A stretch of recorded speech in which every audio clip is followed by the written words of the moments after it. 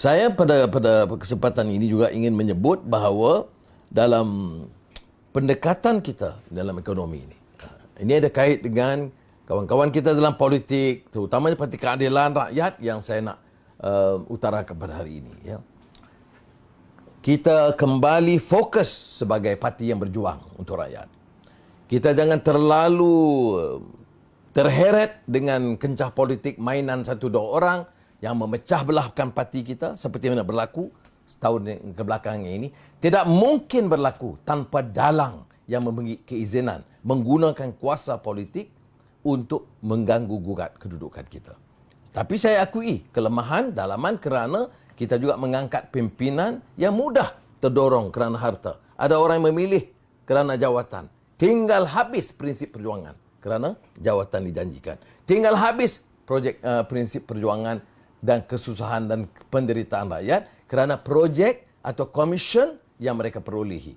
Dan ini telah jadi satu pengkhianatan, tetapi dihebahkan seolah-olah orang yang mendapat keuntungan ini besar jumlah. Tidak. Ada di Johor, kalau wanita 3 kali, tiap 2 minggu ulang letak jawatan. Maka media pun riuh. Di Sabah, 1 orang dan kelompok 10 orang atau 11 orang tiap 3 minggu atau tiap 2 minggu akan umum. Keluar beramai-ramai. Orang yang sama, muka yang sama dan perangai pun agak sama dah lama. Baik, tetapi kita, sebab itu saya kata, kekuatan kita sebagai parti adalah kesediaan berkorban, berjuang untuk rakyat. Untuk memastikan pertama, institusi kerajaan itu kuat.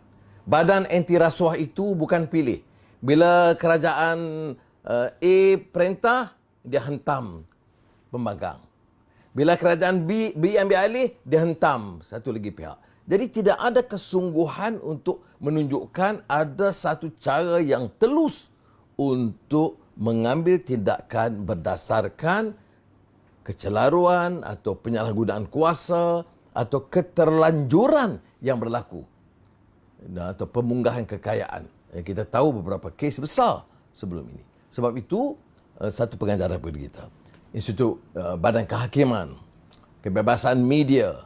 Dan sekarang kita lihat, dan saya keluarkan kenyataan baru ini, betapa tekanan kepada wartawan dan pengusaha media, termasuk Malaysia Kini itu, nampaknya sudah agak terlanjur dengan cara kekerasan untuk menakutkan. Ini negara setelah 6 dekad lebih merdeka masih terikat dengan cara dan corak yang lama. Sebab itu saya katakan, kalau kita dalam Parti Keadilan dan dalam kerangka Pakatan Harapan, dan saya tegaskan kepada rakan-rakan saya dalam Pakatan Harapan, kalau mau kita bersama, mesti kekal kepada landasan dan kitab perjuangan. Kalau mau kita bersama dalam Pakatan, maka semangat yang ada dalam Pakatan Harapan itu jangan dirungkai. Jangan seolah-olah kita ini terdesak, terpaksa bergantung pada dahan yang rapuh yang kemudian akan menikam kita seperti mana telah berlaku sebelum ini. Ya. Letak jawatan ikut sesuka hati tanpa rojokkan kepada siapa. Kucak-kacir kita, langgar prinsip dan juga manifesto dan lain-lain. Oleh demikian, kalau kita mau mula, maka kita perkukuhkan Pakatan Harapan. DAP, amanah dan keadilan itu serangkai keluarga yang harus mantap dan kuat. Kita bersama dulu dengan satu agenda yang jelas. Berjuang puluhan tahun untuk pertahankan ini. Dan kalau kita mau umpamanya merebut kekuasaan kerana ini mandat rakyat, maka kita nak faham apa dia mandat rakyat pada tahun 2018. Kekal mandat rakyat pada tahun 2018. Bukan soal calon Perdana Menteri sahaja, walaupun itu telah ditandatangani dan diakui. Tetapi yang lebih penting dari itu adalah mandat rakyat untuk pastikan negara ini kembali sebagai satu yang demokratik, yang adil, yang menjamin keselesaan kepada semua, terutama golongan yang miskin, terpinggir, pedalaman, Semenanjung, Sabah, Sarawak, tanpa mengira kaum. Saya tahu bila saya sebut ini, ramai rakan-rakan Melayu mengatakan mengapa harus ada tekanan tentang tanpa mengira kaum. Saya jelaskan bahawa kaum yang paling ramai miskin dan tersisih adalah Melayu. Ya. Kalau bawah B40, kita tahu 70% Melayu dan Bumi Putera.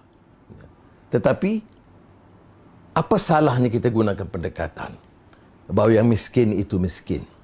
Yang miskin itu semua manusia. Kalau ada program membasmi kemiskinan, mengurangkan kesenjangan, manfaatnya tentunya kepada golongan majoriti, Melayu dan Bumi Putera. Tetapi tidak sedikit pun menunjuk sikap kita yang diskriminatif, hina kaum dan agama, kerana ini bertentangan dengan hati nurani kita sebagai manusia, dan saya sebagai seorang Islam tidak diizinkan untuk menindas mana-mana kelompok. Jadi kalau ada orang yang berfikiran tu lapuk, jumut, pikiran lama, kepopong lama, orang itu tidak boleh sama-sama dalam gerakan kita, dalam Pakatan Harapan. Dan kalau kita terus bersekongkol kerana hanya nak berpaut kepada kuasa, kita nampaknya telah meninggalkan prinsip dan landasan ini semata-mata kerana kita rasa tidak ada pilihan. Kita tidak akan hidup tanpa kuasa. Kita sudah hidup kuat berjuang tanpa kuasa. 2008 kita mulai Pakatan Rakyat ketika itu. 2013 kita menang dukungan 52% dukungan rakyat. Dan sebahagian daripada yang PH Plus itu adalah menentang kita pada ketika itu. Tetapi masih kita catat 52% dukungan rakyat.